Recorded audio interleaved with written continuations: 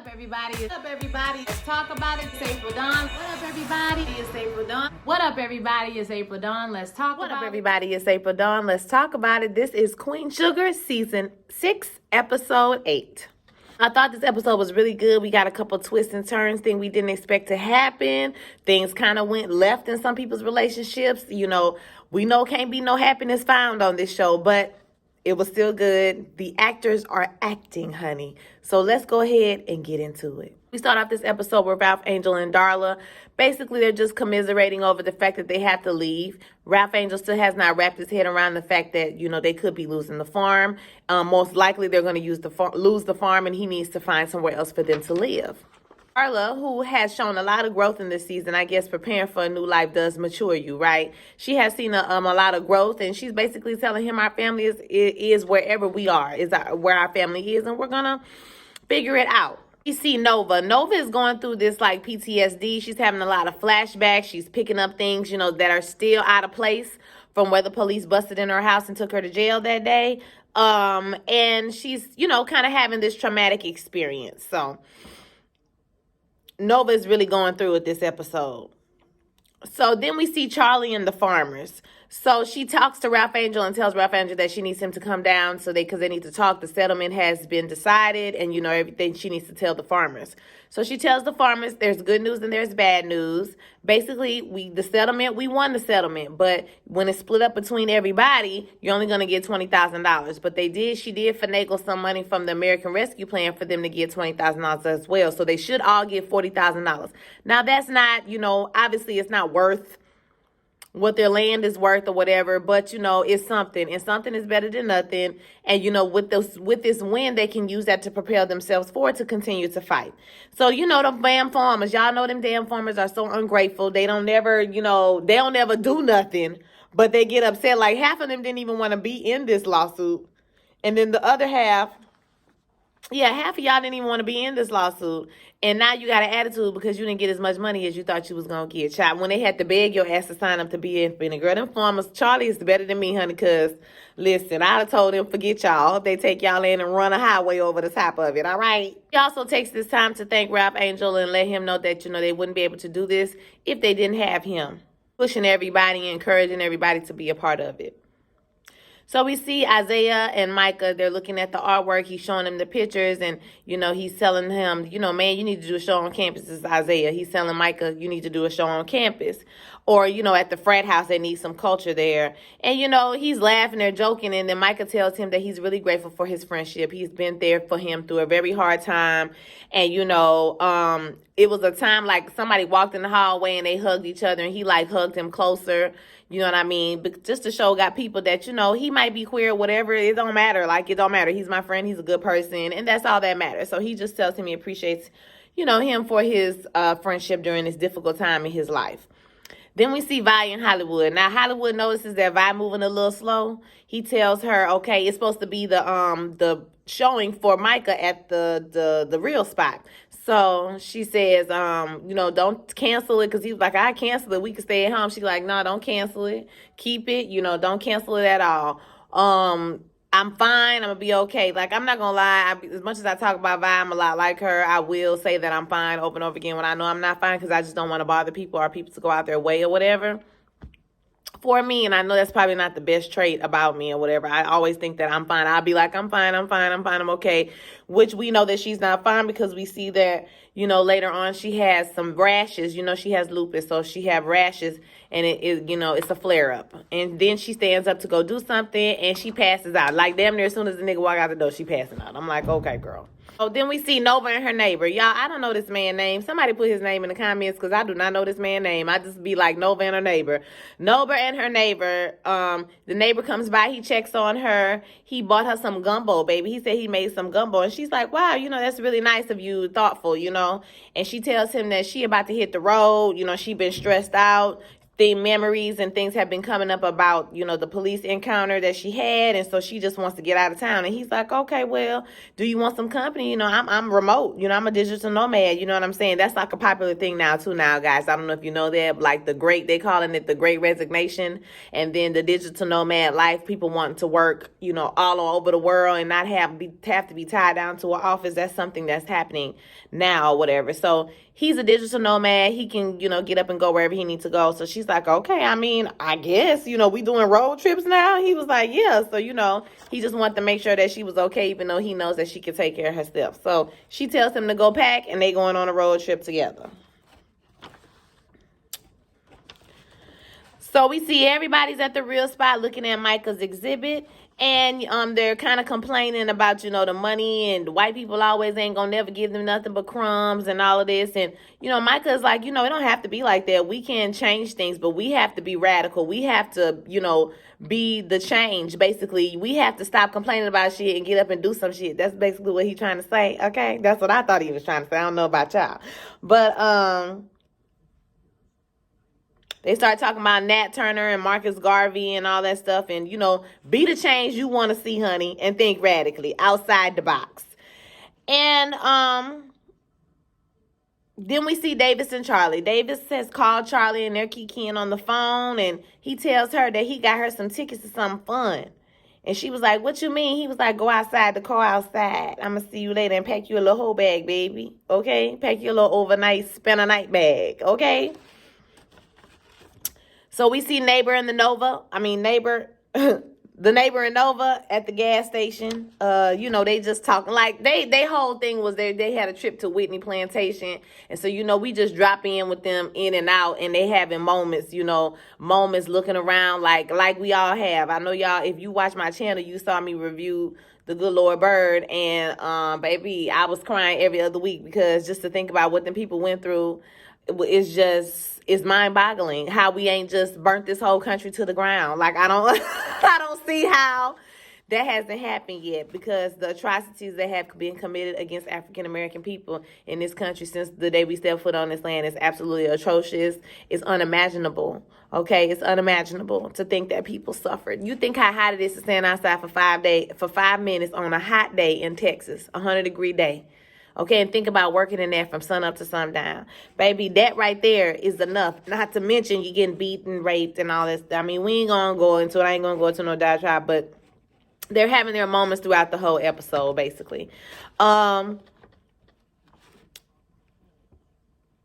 So Ralph Angel and Hollywood, they are at the real spot. Everybody's there, like I said, and they kind of make up for their situation. Hollywood goes to apologize, and Ralph Angel's like, nah, I needed somebody to bring my ass out, because guess what? I was doing too much. Okay, I did it. You was right. Baby, you was right. You was right. So don't take it easy on me. I deserve what I got. So I was like, all right, thank you for not giving somebody the opportunity to take it easy on you. Go ahead and take your lick. Catch your L. Just do that. You did it. You did make that decision. Exhibit is going along fine. Everything is going good, child. Then we got that same damn farmer who be having them 3 or 4 lines complaining about shit all the time. Okay, so he's talking about Micah and Isaiah because they looked really close.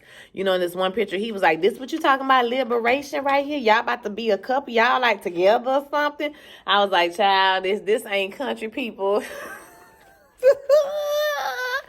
Baby, I know something. Okay, so they go back and forth, and, we're not together. Hollywood, like, they not together. They just friends. But, Ralph Angel's like, and what if they was together? My son played with dogs for, like, a long time. And, I had to get over it. Like, I didn't care, but his mama cared. You know what I'm saying?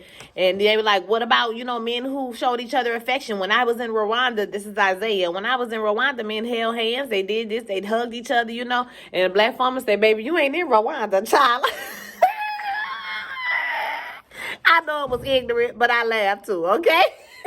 But when you said, baby, you ain't in Rwanda, okay? No more. You can tell that this starts to affect Micah, okay? So later on, after the show, Isaiah is telling him, wow, that was a success. Everything went great. Now we need to gear up and get ready for the next show you do. You get taking a lot of momentum. And Micah's like, the next show is not, it's not gonna be no next show or whatever. They didn't really like it. They just had to say that because I'm their family. And like, he goes on to this whole negative type situation. Like, his energy had completely changed, right? And Isaiah was like, wait, hold up. So you were just virtue signaling, like, you don't really fuck with me like that or whatever? He was like, you know, you can tell Michael was like, nah, I do, but he feels bad. And I think, I don't know why, he didn't care about his frat brothers, but he cares about, and I think it's because these are the people in the community where he was raised, I mean, for a certain amount of time. I mean, only a little bit of time, but you know what I'm saying.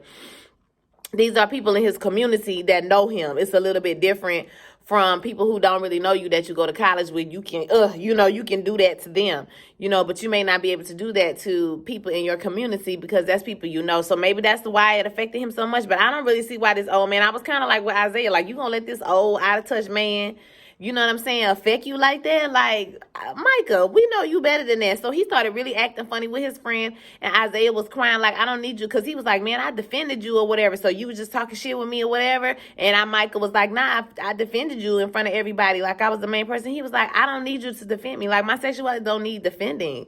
I just need you to be like a friend. Like, that's all I need you to be. I don't need you to do nothing else.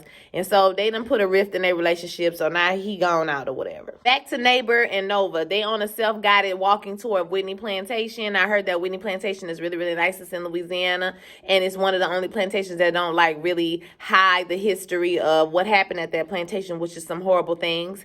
And it also, they don't have weddings and stuff there. Like, they don't allow those type of things to happen. They have a reverence for the land and the people, than the lives that were lost and probably on that land, those bones, you know, that's buried on that land or whatever. So I really want to visit it. Everybody says that it's amazing to go visit it, and the energy is like, I saw one woman say it was comforting, it was infuriating, it was like all these different emotions at one time. So it would be, I would love to go there. And so they run into some little girls there, and you know, the little girls, they just have an interaction. They look over and they see the little statues of the two little girls, you know, sitting in there.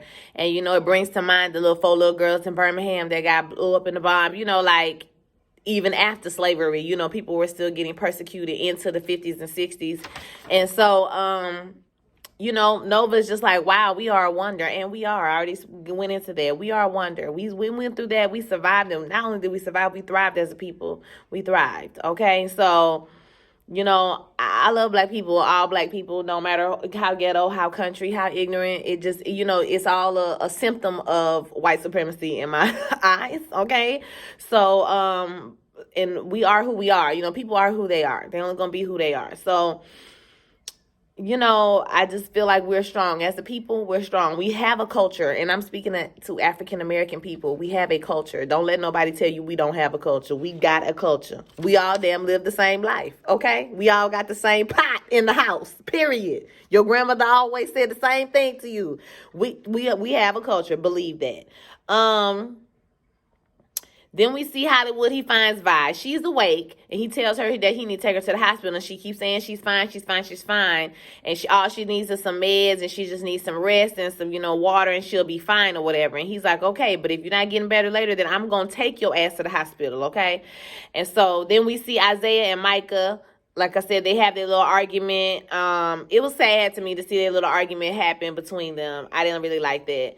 So we see Nova and the neighbor, you know, she basically makes her play for him, and like, it's like, you know, tries to kiss him, and he's like, you listen, I think that you're great or whatever, but you're really vulnerable right now, and I just feel like that we should wait to do this until we're on a more stable footing. And I was like, yes, come on, and have some sense, and not just want to jump into bed with somebody because they feeling bad, you know? Yes, come on. And Nova was like, okay. Like, he'd be like, okay. Let's wait till all right, cool. I thought that was great. We see Ralph Angel and Nova. Ralph Angel goes to see Vi. So he wants to make it right with her, and she's basically saying that she was selfish. She looked up the school. The school is one of the best schools in the country, and he's good and, you know, made the right decision as a father to send that boy to that school. She was just feeling sad because they were taking him away from her. And, but, you know, she was wrong, and she apologizes, and he apologizes as well. It was nice to see them make up and really talk to each other and tell each other they love each other so much. You know, it was just so nice. And you can tell you know, she was wrong for saying what she said to that boy. You know, that was out of line. And so I'm glad that they both apologized to each other. You know, I felt like that needed to happen. We needed to see that moment. So then we see Charlie and Davis. So basically Davis has set up their old apartment the way it used to be set up for dinner with their little candles and their pizza and wine coolers, and they kind of reminisce about back in the days when I was young. I'm not a kid anymore. It was some days I wish I was a kid again, and how they thought they was grown and they was splurging with their wine coolers and pizza, honey, and how they started off as 2 and ended up as 3. Okay, and then he did something that surprised us all. He got on one bending knee. He got on down on bending knee. And he said, Charlie, will you marry me? And she said, nah. She said, hell nah. What she said was, we're at 2 different places in our life on different paths in different parts of the country. I'm not saying I won't marry you, but I'm not going to marry you right now because I have things I need to do. And it was nice to see her take her needs into account and not let a man just swoop you out of your plans for yourself because you want to be married to him. I really appreciated that, her taking herself and her wants and dreams into account and not letting a man think that he can swoop in and ask you to marry him, and you're going to abandon what you was going to do. Now, I don't think that Davis would expect her to abandon whatever she was going to do, but I think as women, we naturally compromise our wants and dreams and hopes when we get into a relationship because we believe in team building, making teamwork and making the dream work. And so that naturally ends up as us giving up some things for the relationship to thrive, because typically when men want to do stuff, they do it. I always tell people, when you get in a relationship with a man and he go out with his boys every Thursday night and they go to wherever bar, he ain't gonna stop doing that for you. He does it. He been doing it. He gonna keep on doing it. He not gonna stop doing it for you.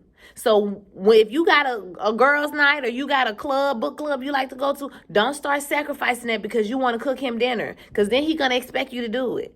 Okay? So don't do that. They don't do it for you. You don't do it for them. Like, y'all have your own things outside of each other. You know what I'm saying? So she said, no, not right now. And then we see everybody's kind of talking. You know, Charlie thanks Vi for everything that's going on, and she tells her that the party want her to run for Congress, and everybody's happy for her. You know, Charlie bought along for the people.